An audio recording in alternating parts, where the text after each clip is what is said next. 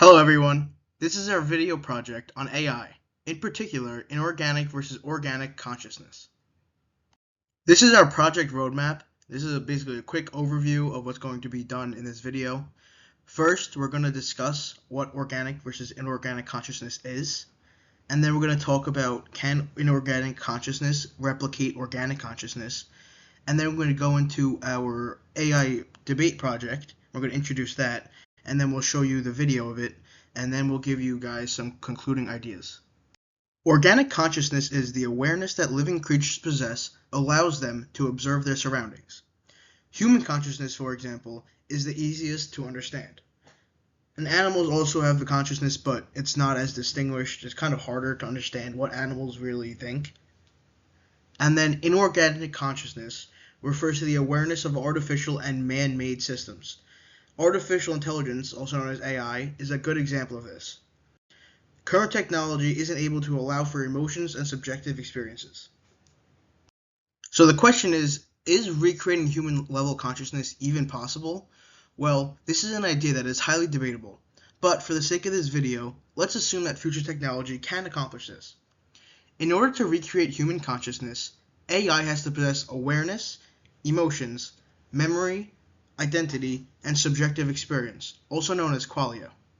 We touched on this in class, but in case you don't remember, qualia is the sensation of what it is like to experience something. Currently, AI doesn't possess these above stated abilities. However, in the future, it might be possible with better technology. For our project, we decided to do a debate using actual AI software. We also wanted to relate it to this class in a way that made sense, so we tried to choose philosophers that we have covered. We clearly covered Kant, but we haven't covered Berkeley. But his particular views on the subject matter will be said in this debate, so it won't be too confusing. We set up the project by asking ChatGPT to act like Immanuel Kant and George Berkeley, using Kant's Critique of Pure Reason and Berkeley's Treatise on the Principles of Human Knowledge. We independently fed ChatGPT the corresponding files. Then we asked it to make them argue on the subject of causality and freedom. Finally, we did a text-to-speech audio to make it more realistic. Here is the result. Kant, you propose a realm beyond perception, the noumenal, where freedom dwells. Yet I must ask, is this not a fiction of abstraction? You claim actions arise freely in this noumenal domain, yet their effects are bound by empirical causation. What, then, ensures the coherence between these two realms? For me, the divine mind suffices as the ultimate cause of all perception and order. In God's will, there is no need for an unknowable noumenon to anchor freedom. Herr Berkeley, your divine mind may offer coherence, but at the cost of human freedom. If all causation lies in the will of God, where does that leave our moral autonomy? My distinction between the phenomenal and noumenal realms preserves both the deterministic nature of empirical causation and the spontaneity required for genuine moral responsibility. Freedom does not dissolve into divine orchestration, it resides in the rational will, independent of natural laws. And yet, you separate nature from freedom as though one could ever act without the other. For me, all causation is ultimately unified in God, who not only orders perceptions but also grants us the capacity to reason and will. This divine harmony ensures our moral choices align with the greater good. How can your noumenal freedom act without descending into chaos or severing itself entirely from the intelligible order of reality? Freedom, Herr Berkeley, is not chaos. It is the faculty of reason to act according to self-imposed laws. In the phenomenal realm, natural causation explains the sequence of events. But in the noumenal realm, reason itself becomes the unconditioned cause of action. This duality allows for a coherent system in which nature and freedom coexist. Without this distinction, moral responsibility would be reduced to mere submission to divine decrees, hardly the ground for true ethical autonomy.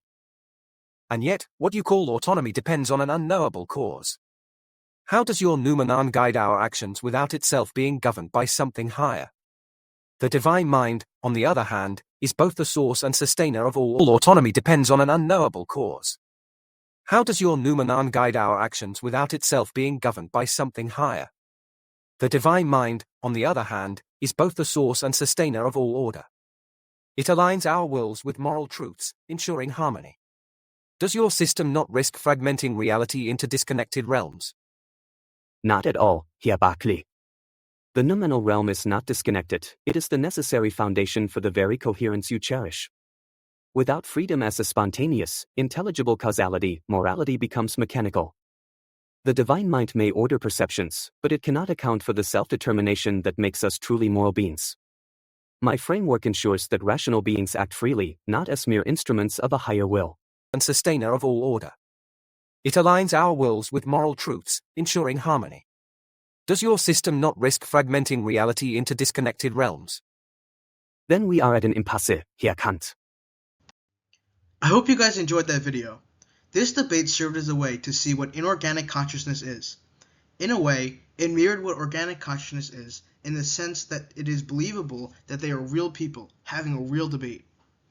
This video showed aspects of human-level consciousness in the sense that it had awareness in terms of the subject, memory in terms of being able to debate with another person, and identity in order to act as that philosopher.